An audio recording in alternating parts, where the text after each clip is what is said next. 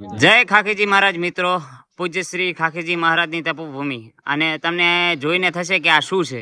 તો અહીંના અત્યારના મહંત પૂજ્ય શ્રી જયરામદાસ બાપુ આ ધૂણાની અંદર બેસીને તપ કરે છે. લગભગ 12 વાગ્યાના ગાળામાં બેસે અને 1 થી 2 વાગી જાય અને એવી તપસ્યા કરે છે અહીં બેસીને.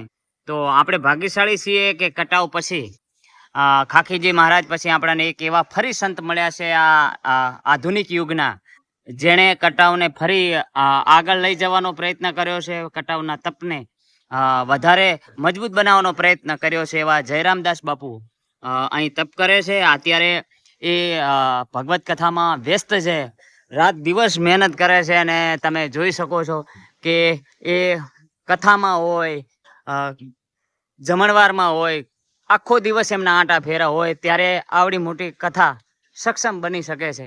પૂજ્ય શ્રી જયરામદાસ બાપુને ખૂબ ખૂબ અભિનંદન કે કટાવની ઉત્તરોત્તર પ્રગતિમાં એમનો પણ હવે પછીનો સિંહ ફાળો દેખાઈ રહ્યો છે.